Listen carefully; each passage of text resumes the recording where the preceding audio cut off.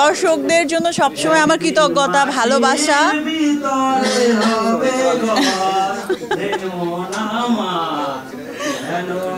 আসলে আজকে যে আমি ববি এখানে দাঁড়িয়ে আছি আপনাদের মাঝে, এটা দর্শকদের ভালোবাসা, অ্যাকসেপ্টেন্স এবং আল্লাহর রহমত, আমার হার্ডওয়ার্ক, আর কিছু না।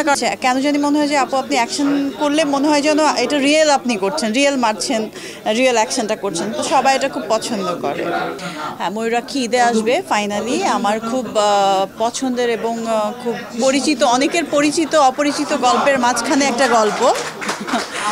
তো আমি মনে করি যে মানুষের অনেক ভালো লাগবে এবং আমার ক্যারেক্টারটা এখানে একেবারে আমি ছিলাম না, এখানে ববি কাজ করেছে, এটা মনে হবে না, মনে হবে যেই ক্যারেক্টারটি করেছি ওর কথাই মনে পড়বে।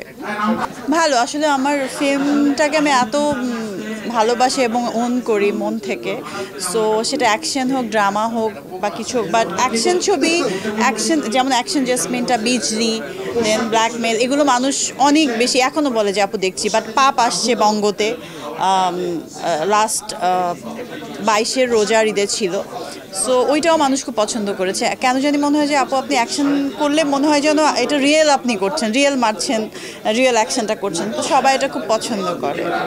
40% বেশি গ্লো, বিশ্বের 1 নম্বর গ্লো ক্রিম, নতুন গ্লো এন্ড লাভলি। ঈদে তো অনেকগুলো ছবি আসে, ভিন্ন ভিন্ন স্বাদের ছবি আসলে দরকার, ভিন্ন স্টাইলের ছবি দরকার, এবং অডিয়েন্সের তো এক টাইপের ছবি দেখতে, একই আর্টিস্টের ছবি বারবার দেখতে, ওইটার তো একটু ভ্যারিয়েশন দরকার। আমি মনে করি ফিল্ম হচ্ছে এন্টারটেনমেন্টের একটা জায়গা, সো ডিফারেন্ট টেস্টের অডিয়েন্স থাকে, ডিফারেন্ট গল্পের ছবি থাকবে, সো এটা আমি বিলিভ করি যে সব ছবিই মানুষ দেখবে।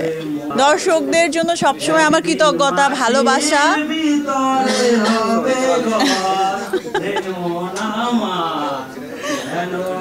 আসলে আজকে যে আমি ববি এখানে দাঁড়িয়ে আছি আপনাদের মাঝে, এটা দর্শকদের ভালোবাসা, অ্যাকসেপ্টেন্স এবং আল্লাহর রহমত, আমার হার্ডওয়ার্ক, আর কিছু না। কারণ আমার পেছনে কখনোই আমার ফ্যামিলিরও সাপোর্ট ছিল না ফিল্মে আসার জন্য, বা ফিল্মে যে আমি এতটুক জার্নি করেছি বিন্দুমাত্র কোনো সাপোর্ট নাই, বা আমার কোনো গডফাদারও ছিল না, এটা আমি সবসময় বলি। সো দর্শক আমার কাছে অনেক বড় একটা ফ্যাক্টর আজীবন। আমার কৃতজ্ঞতা সবসময় আমার দর্শকদের জন্য।